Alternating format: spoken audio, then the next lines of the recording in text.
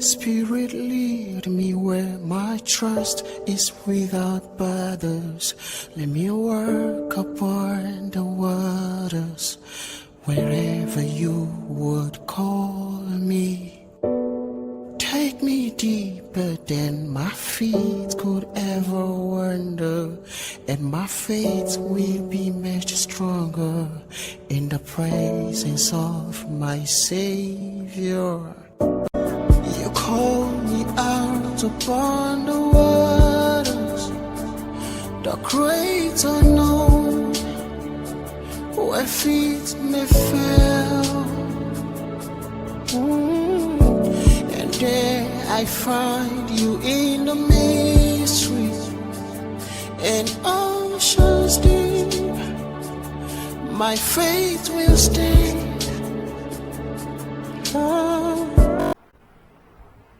Hello students, last year பார்த்தீங்கன்னா 2019-20ல் நம்மளுக்கு computer science first year 2 புக்காக கொடுத்துருந்தாங்க. ஃபஸ்ட் வால்யூமில் வந்து full and full speaks about the fundamental of computers and operating system and also some basic knowledge about programming language. Programming லாங்குவேஜுக்கு தேவையான அடிப்படை விஷயங்களை பாடத்தில் கொடுத்துருந்தாங்க. Second volume it's entirely speak about language, computer language, C++ லாங்குவேஜை பற்றி ஃபுல்லுமே அந்த புக்கு தான் இருந்துச்சு. இந்த வருஷம் 2 புக்காக இல்லாதபடி ஒரே புக்காக மாற்றிட்டாங்க. அதில் பார்த்தீங்கன்னா higher secondary first year first புக்கில் வந்து வால்யூம் வந்து நம்மளுக்கு எத்தனை லெசன்ஸ் இருக்குதுன்னா மொத்தம் 9 லெசன்ஸ் இருக்குது, 8 லெசன்ஸ் இருக்குது. 8 லெசன்ஸில் வந்து யூனிட் 1ல் ஃபுல்லுமே fundamentals of computers and working with typical operating system Windows and Linux. Introduction to computer is the first lesson under this unit. கம்ப்யூட்டரை பற்றி முக்கியமான அடிப்படையான தகவல்கள் இந்த லெசனில் அதிகமாக ஜென்ரேஷன் ஆஃப் கம்ப்யூட்டர் பற்றி பார்ப்போம், காம்பனன்ட்ஸ் ஆஃப் கம்ப்யூட்டர்ஸை பற்றி பார்ப்போம், and then some small peripheral device which has been used in different purpose, for different purpose, and also been arise in different period. சின்ன பெரிஃபரல் டிவைஸ், அதாவது சின்ன instruments invented to use in the computer to make the work easier. சின்ன peripheral டிவைஸை invent பண்ணி அந்த peripheral டிவைஸை கம்ப்யூட்டரோட connect பண்ணி வேலையை சுலபமாக்கக்கூடிய விஷயங்களை நம்ம இந்த லெசனில் பார்ப்போம். அதுக்கு அடுத்தது second lesson speaks about number system. We already have more knowledge about number system.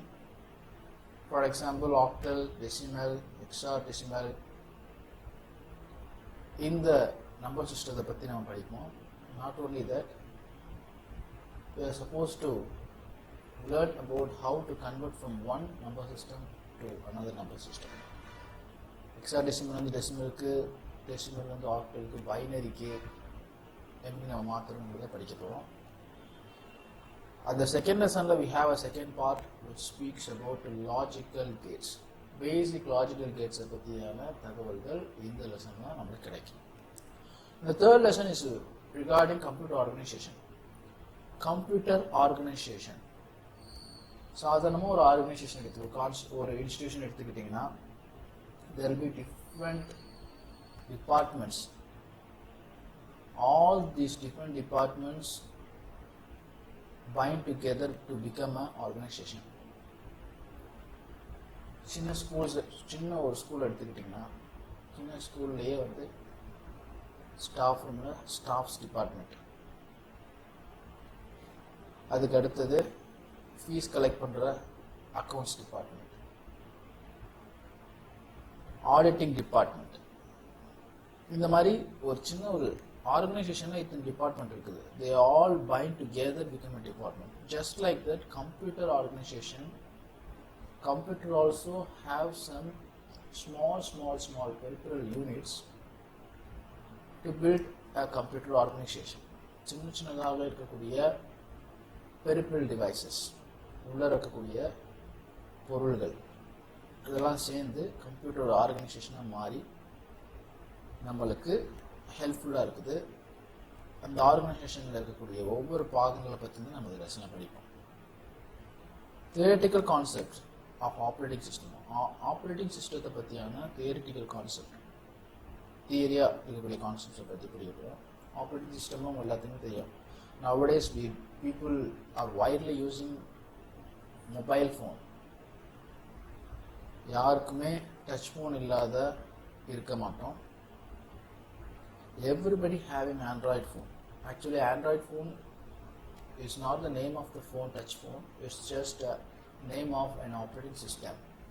ஒரு ஆப்ரேட்டிங் சிஸ்டத்துக்கு பேர் தான் ஆண்ட்ராய்டு.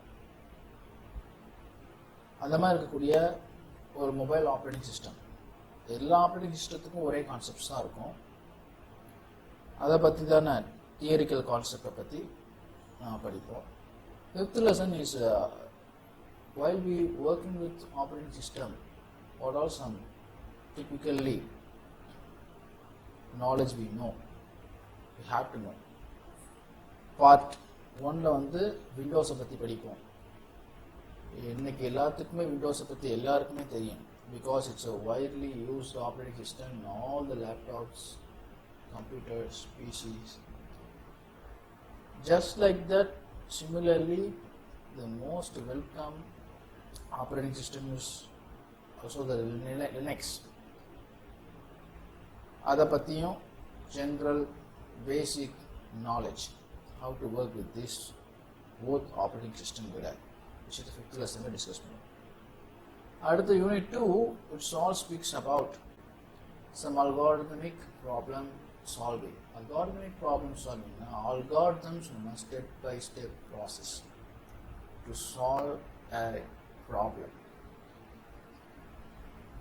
ஒரு பிரச்சனை இருக்குது, அந்த பிரச்சனைக்கு தீர்வை கண்டுபிடிக்கிறதுக்கு ஸ்டெப் பை ஸ்டெப் ப்ராசஸ் ஏற்கனவே இருக்குது. Algorithms we are going to learn one by one.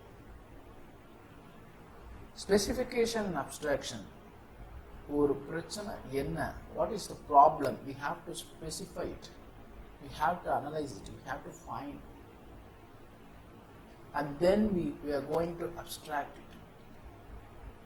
Abstract means we are taking the necessary data which we have collected about the problems, and we are going to use only those data to solve that problem. ஒரு பிரச்சனைக்கு தீர்வு காண்பதற்கு குறிப்பிட்ட தகவல்களை மட்டும் பிரித்தெடுத்து அதை தீர்வு காணப்படும். அதுதான் specification of the abstraction. Composition and decomposition. Composition means we are going to break the problem into smaller unit. எவ்வளவு சின்ன ப்ராப்ளமாக இருந்தாலும் சரி, எவ்வளவு பெரிய ப்ராப்ளமாக இருந்தாலும் சரி, we are going to break into smaller unit as able to do. ஏன் நம்ம சின்னதாக உடைக்கிறோம்னா, then only we can find the solution for that problem. நம்ம சொல்யூஷன் சின்னதாக உடைச்ச பாடு, சின்னதாக இருக்கக்கூடிய ப்ராப்ளம்ஸுக்கு சொல்யூஷன் கண்டுபிடிச்ச பாடு, we again recompose it. அதான் decomposition பண்றப்ப we'll get the final solution of the problem. அதுதான் 7th lesson படிக்கும். Iterations and recursion. Iteration and recursions mean ஒரு வேலையை கண்ட்ரோல் ஃப்ளோ வச்சு எப்படி நம்ம டெசிஷன்ஸ் மேக் பண்ணுறது, அதே போல் ஒரே வேலையை திரும்ப செய்கிறது கண்ட்ரோல் ஃப்ளோவில். அதுதான் 8th லெசனில் நம்ம பார்க்க போகிறோம். லெசன் 1 வந்து introductions to computer. Introduction to கம்ப்யூட்டர்ல என்ன சொல்றாங்க? கம்ப்யூட்டர்ஸ் வந்து இன்னைக்கு it's widely spread all over the world. எல்லா துறையிலுமே கம்ப்யூட்டர் இருக்குது. கம்ப்யூட்டர் இல்லாத துறைகளே கிடையாது. முக்கியமா வெதர் ஃபோர்காஸ்டிங்லாம் பாருங்க. இன்னைக்கு நமக்கு வானிலை அறிக்கைலாம் சொல்றாங்க இல்லையா? It's all depend upon the computer only, with the help of computers. And the e-commerce, nowadays people use many platforms, e-commerce platforms like Amazon, Flipkart. நிறைய platforms available in the internet. இந்த மாதிரி computers spread over a lot. உலகம் ஃபுல்லா பரவி இருக்கு. இதுக்கு என்ன காரணம்? கம்ப்யூட்டர் வந்து எப்படி பரிணாம வளர்ச்சி அடைஞ்சதுன்னு கேட்டோம்னா, because of the accuracy and the speed of the computer. அக்யூரேசின்னா வந்து கரெக்டான துல்லியமான வெளியிட கொடுத்தபடினாலையும், அதோடைய வேலையின் வேகம் அதிகமாக இருந்தபடியினாலையும் கம்ப்யூட்டர் அதிகமான பரிணாம வளர்ச்சியை அடைந்து கொண்டே இருக்கின்றது, இன்னும் அடைந்து கொண்டே இருக்கின்றது. அதுல நிறைய ரிசர்ச் பண்ண ஆரம்பிக்கிறாங்க. ஒரு மிஷன்கிறது நம்மளுடைய வேலையை எளிதாக மாற்றி தருது. few years back வந்து in all the organizations people used papers. பேப்பரை தான் என்ன பண்ணாங்க, டாக்குமெண்ட்ஸா உபயோகப்படுத்திக்கிறாங்க. But nowadays all the organization, even including all the governments, they are depending upon the e-document, electronic documents. இன்னைக்கு எந்த ஒரு டாக்குமெண்ட், கவர்மெண்ட் டாக்குமெண்ட்டாக இருக்கட்டும், எந்த ஒரு டாக்குமெண்ட்ஸாக இருக்கட்டும், they are converting into e-document, அதாவது எலக்ட்ரானிக் டாக்குமெண்ட்டாக மாற்றுறாங்க. nowadays no work with the papers. Paper டாக்குமெண்ட்டுக்கு இன்னைக்கெல்லாம் வேலையே கிடையாது. எல்லாமே e-document தான். மெயிலாக இருக்கட்டும், ஒரு ஐடி ப்ரூஃபாக இருக்கட்டும், எனி கைண்ட் ஆஃப் திங்ஸ். சின்ன ஒரு மொபைல் டிரான்சாக்ஷன் இருக்கட்டும், உடனே we got the confirmation about the transaction and the ID detail, everything as a receipt. அந்த receipt என்ன பண்றோம், we immediately share to the person that the money has been transferred into your account. This is called e-document. ஒரு transaction முதற்கொண்டு, ஒரு proof முதற்கொண்டு நம்ம எது எடுத்தாலும் e-documents மாறிடும். இது எல்லாமே because of the computers only. இவருக்கு பேர் தான் Charles Babbage. he is called as a father of computer. How does he got that name? எப்படி அவருக்கு அந்த பேர் கிடைச்சிச்சுன்னா, இவர் ஒரு மிஷின் ஒன்று தயார் பண்ணாரு. It's named as analytical engine in the year of 1837. அந்த இன்ஜின்குள்ளார முக்கியமான அடிப்படையாக இருக்கக்கூடிய சில பாகங்கள் இன்றைக்கு நாம உபயோகப்படுத்தி கொண்டு இருக்கின்ற ஜெனரல் பர்பஸ் கம்ப்யூட்டர்ஸ்க்கு அந்த கம்ப்யூட்டரை டெவலப் பண்றதுக்கு உபயோகமாக இருந்தது. அப்ப அந்த அனலிட்டிக்கல் இன்ஜின்ல அவர் என்னென்ன பாகங்கள் உபயோகப்படுத்தினாரு? he used arithmetic and logic unit and basic flow control and the integrated memory. இந்த மூணு விஷயத்தையும் அந்த அனலிட்டிக்கல் இன்ஜின்ல அவர் உள்ளர வந்து பில்ட் பண்ணியிருந்தாரு. அதான் சொல்றாங்க, which lead to the development of first generation computer, first general purpose computers concept. இன்னைக்கு நம்ம யூஸ் பண்ணிருக்கோம் ஜெனரல் பர்பஸ் கம்ப்யூட்டர்ஸ். இதற்கு அடிப்படையாக இருக்கக்கூடிய உள்கட்டமைக்கப்பட்ட அடிப்படையான விஷயங்களை அவர் அனலிட்டிக்கல் இன்ஜினில் உபயோகப்படுத்தினால இன்றைக்கு நாம் கம்ப்யூட்டர்ஸ் வந்து computers general purpose computers develop பண்ணுறதுக்கு உபயோகமாகும். That's why is called as father of computer, கணினியின் தந்தை அப்படின்னு அழைக்கப்படுறார். Okay, let's get into the generation of computer. கணினியோட தலைமுறையை பற்றி பார்ப்போம். ஃபர்ஸ்ட் ஜென்ரேஷன் கம்ப்யூட்டர் பீரியட், அதாவது இயர் பார்த்தீங்கன்னா 1942 இருந்து 1955 வரையும். மெயின் காம்போனன்ட், கம்ப்யூட்டர்ஸ் டெவலப் பண்ணுறதுக்கு மெயின் காம்போனண்ட்டாக என்ன யூஸ் பண்ணாங்கன்னா வேக்யூம் டியூப் யூஸ் பண்ணாங்க. வேக்யூம் டியூப்ஸ் வந்து இங்கே பார்க்குறதுக்கு ரொம்ப சின்னதாக இருக்குது, but really it's all huge in size. அதான் சொல்லியிருக்காங்க, மெரிட்ஸ் அண்ட் டிமெரிட்ஸ் பாருங்க. They are huge in size, big in size, consume more power. அதிகமான எலக்ட்ரிசிட்டி தேவைப்பட்டுச்சு. Not only consuming more power, malfunctions due to overheat. Malfunctionனா தவறாக வெளியீடுகளை பிரதிபலிக்க ஆரம்பிச்சிச்சு, தவறான அவுட்புட்ஸ் கிடைக்க ஆரம்பிச்சிச்சு because of overheat. அதுக்கு அடுத்தது they have used machine languages. machine language சொல்றப்ப 0 and 1s காம்பினேஷனா இருக்கும். இதை தவிர அந்த டிஜிட்ஸ் வரவே வராது. இந்த மிஷின் லெவல் லாங்குவேஜ் அப்படிங்கிறப்ப அதுதான் ஃபர்ஸ்ட் லாங்குவேஜ். அதை பற்றியான அதிகமான டீட்டெயில்ஸ் வந்து second lesson we will study. Second generation கம்ப்யூட்டர்ஸை பற்றி பார்ப்போம். செகண்ட் ஜென்ரேஷன் கம்ப்யூட்டர்ஸ் பீரியட் பார்த்தீங்கன்னா from the year 1952 till the year 1964. They have used transistors. Main components are transistors உபயோகப்படுத்தினாங்க. Compared to first generation computer, they are smaller compared to first generation computer.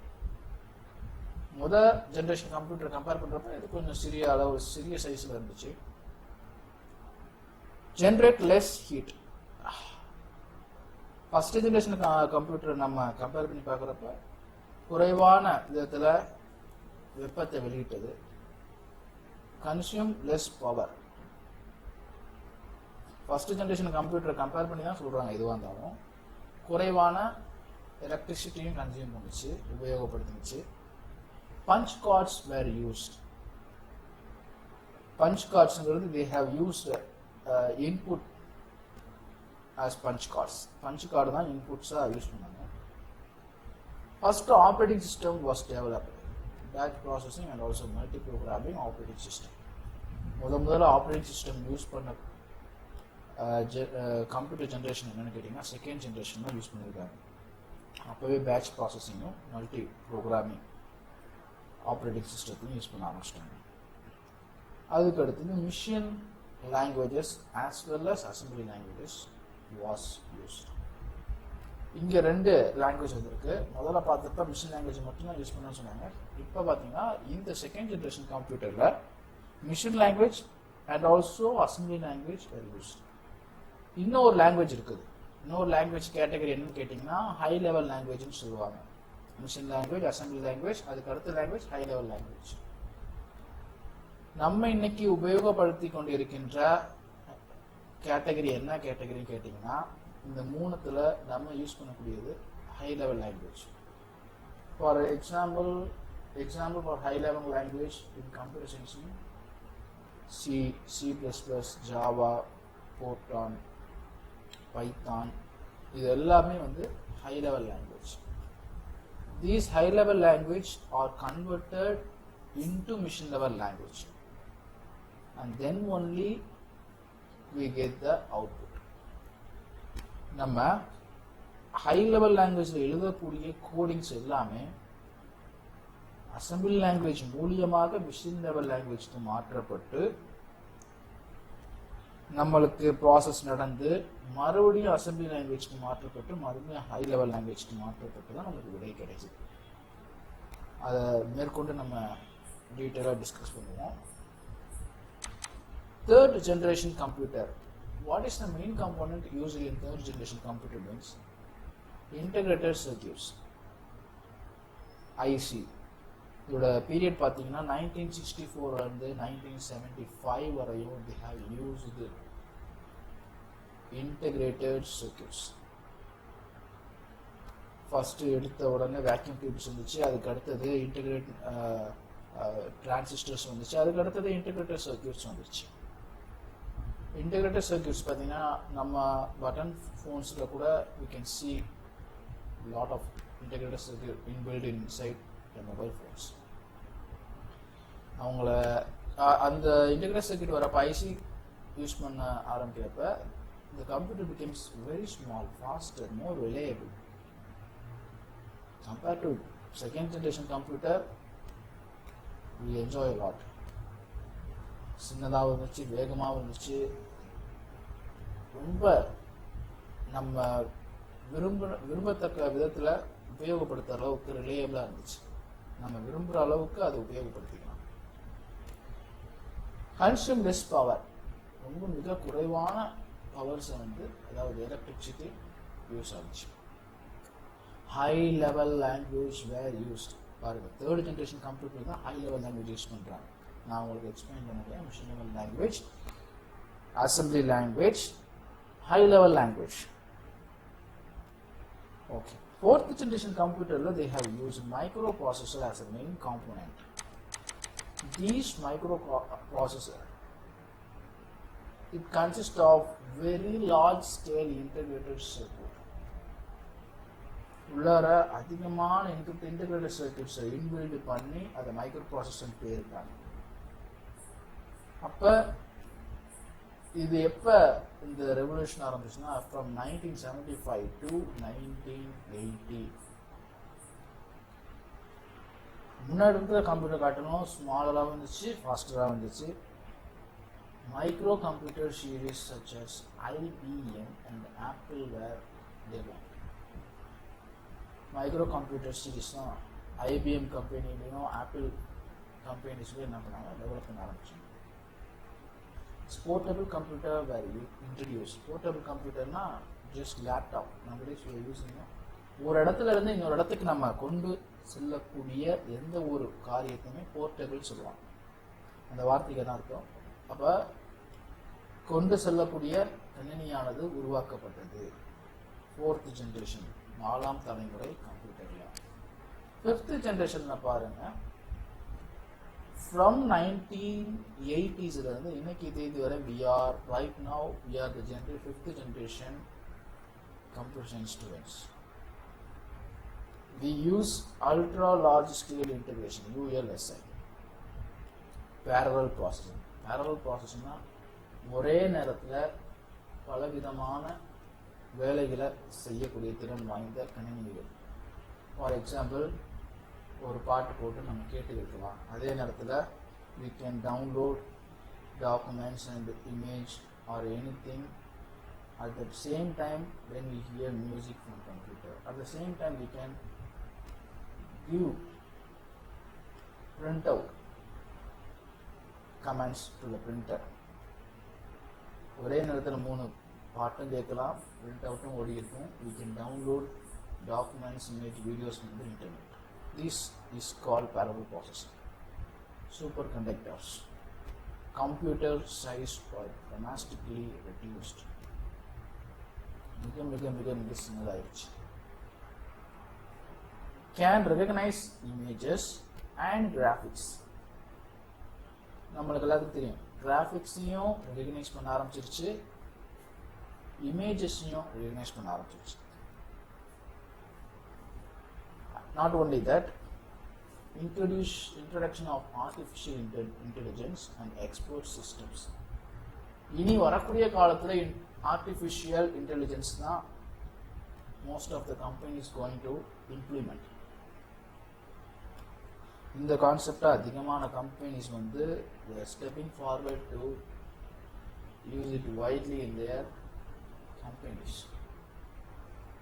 இப்போ நம்ம they have introduced in the 5th generation in the upcoming days, research is going on to develop more and more in this particular domain. Able to solve highly complex problem, including decision making and logical reasoning. ரொம்ப மிக கஷ்டமான ப்ராப்ளத்தை வந்து solve பண்ணக்கூடிய திறமை வாய்ந்தது 5ஆம் தலைமுறையில் உருவாக்கப்பட்ட கணினி. அது மட்டும் கிடையாது, டெசிஷன் மேக் பண்ணோம்,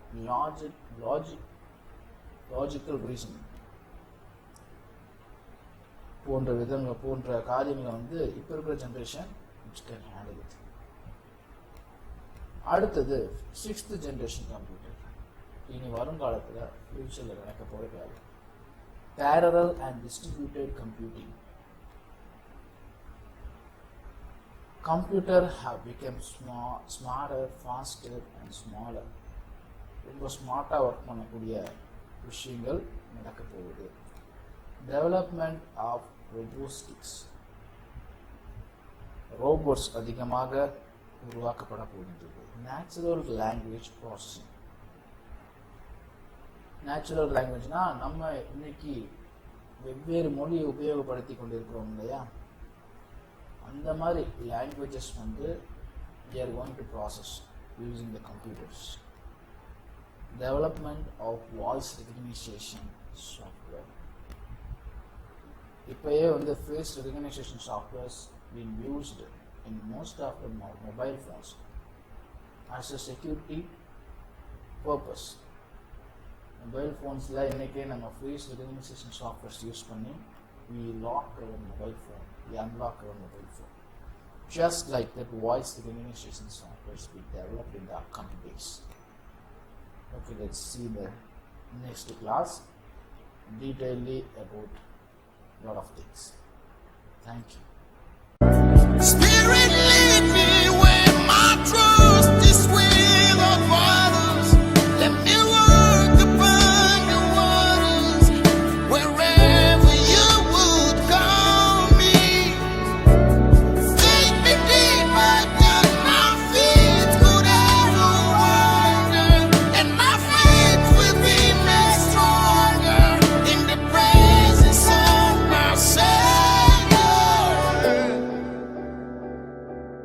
Spirit lead me, Spirit